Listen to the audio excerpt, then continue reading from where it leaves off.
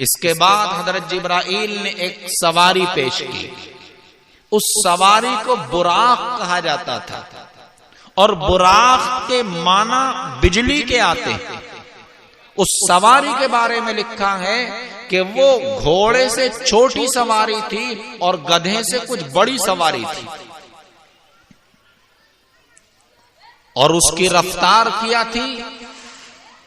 یوں فرمایا کہ اس کی رفتار اتنی تھی، اتنی تیز رفتار وہ سواری تھی کہ جہاں تک انسان کی نظر پہنچ سکتی ہے، جہاں انسان کی نظر پہنچ سکتی ہے وہاں اس کا پہلا قدم پڑا کرتا تھا.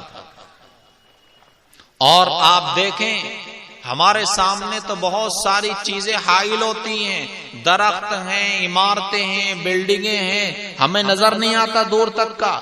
سب سے دور کا اگر نظر آتا ہے تو آپ اوپر کی جانب نظر اٹھائیے اور آپ کو سورج نظر آتا ہے، اور آپ کو چاند نظر آتا ہے، آپ کو یہ ستارے نظر آتے ہیں، یہ نیلے رنگ کا آسمان آپ کو نظر آتا ہے. تو معلوم یہ ہوا کہ انسان کی نظر کی جو انتہا ہے، آخری حصہ ہے یہ نیلے رنگ کا آسمان.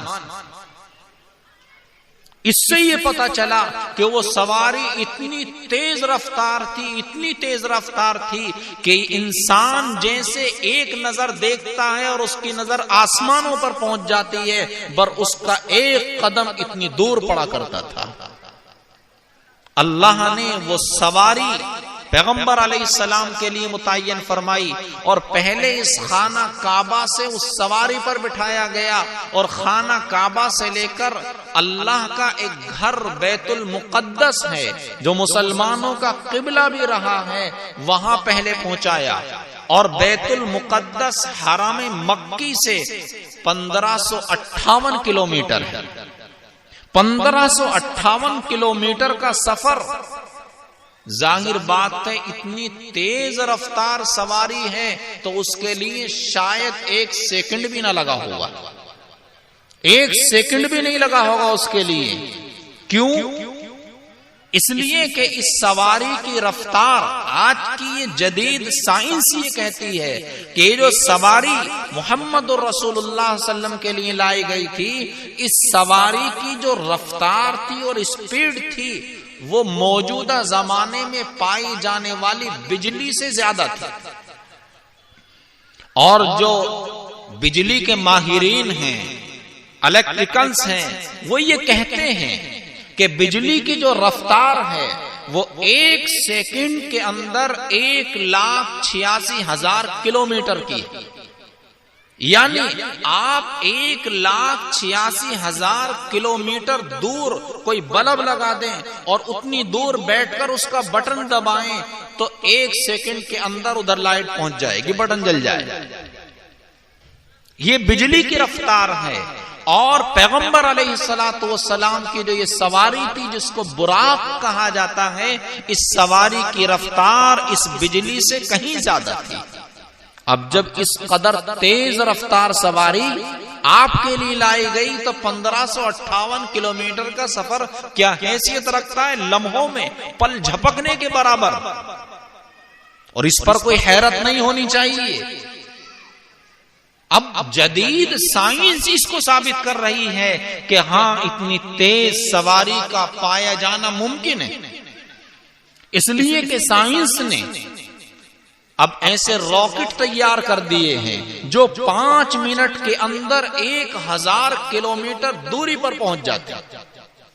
اور وہ بھی ایسا نہیں کہ کلو 2 کلو وزن لے کر، بلکہ ٹنوں وزن لے کر وہ 5 منٹ میں 1000 کلومیٹر کی دوری تک پہنچ سکتے ہیں. ایسے راکٹ سائنس تیار کر رہی ہے. تو اللہ کے لیے ایسی سواری اور راکٹ کا بنانا اپنے نبی کے واسطے کیا مشکل کام تھا.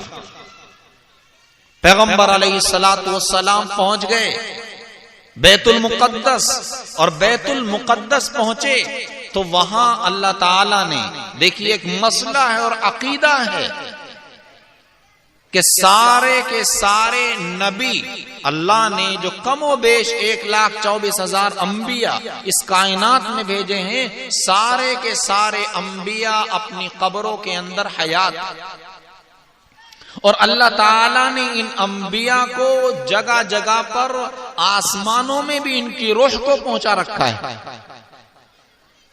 جب پیغمبر علیہ الصلوۃ والسلام بیت المقدس پہنچے تو اللہ تعالیٰ نے سارے کے سارے انبیاء کو بیت المقدس پہلے استقبال کے لیے بھیج دیا، اس لیے کہ امام الانبیاء آ رہا ہے، سرکار دو عالم آ رہے ہیں، وہ نبی آ رہا ہے جس کا مقام یہ ہے کہ اللہ کے بعد کسی کا درجہ ہو سکتا ہے تو اسی نبی کا درجہ ہو سکتا ہے. اللہ نے سارے انبیاء کو بیت المقدس میں جمع کر دیا تھا، اور بیت المقدس کوئی چھوٹی سی مسجد نہیں ہے، وہ آج کی تاریخ میں بھی دنیا کی سب سے بڑی مسجد ہے. اگرچہ اس کا مسقف حصہ جو سائے دار حصہ ہے، لینٹر والا حصہ ہے، بہت بڑا نہیں ہے، لیکن اس کا جو رقبہ ہے اور ایریا ہے وہ بہت بڑا ہے. 228 بیگھے زمین پر مشتمل ہے. آج بھی یہ بیت المقدس 228 بیگھے زمین تو بہت ہوتی ہے. سارے کے سارے انبیاء یہاں موجود، پیغمبر علیہ الصلوۃ والسلام کا گویا جہاز وہاں پہنچتا ہے. اللہ کے رسول کو سب مبارکباد پیش کرتے ہیں، اور پھر نبی علیہ الصلوۃ والسلام ان تمام نبیوں کو 2 رکعت نماز پڑھاتے ہیں. یہیں سے آپ کو لقب ملا ہے امام الانبیاء کا، یعنی تمام نبیوں کا سردار اور تمام نبیوں کا امام. اس کے بعد اللہ تعالی نے اپنی قدرت سے ایک لفٹ وہاں پر لگائی، ایک سیڑھی وہاں پر لگائی. اس سیڑھی کا نشان آج بھی بیت المقدس کے پاس موجود. قبۃ المعراج کے نام سے وہاں باقاعدہ گنبد بنا دیا گیا تھا اسی زمانے میں، اور آج تک وہ موجود ہے کہ یہاں سے اللہ کے نبی آسمانوں کی طرف پرواز کر گئے. وہ سواری وہیں باندھ دی گئی تھی، چھوڑ دی گئی تھی. یہاں سے اللہ نے اپنی قدرت سے کوئی ایسی سیڑھی لگائی تھی، ایسی لفٹ لگائی تھی جو اس انسان کے بس سے باہر کی بات. پہلے لوگوں کی سمجھ میں نہیں آتا تھا کہ کیا آدمی نیچے کھڑا ہو اور فوراً اوپر چلا جائے. یہ بات عقلوں سے بالا تر تھی، لیکن اس کا اب وجود دنیا کی بلند بلند عمارتوں سے ہونے لگا.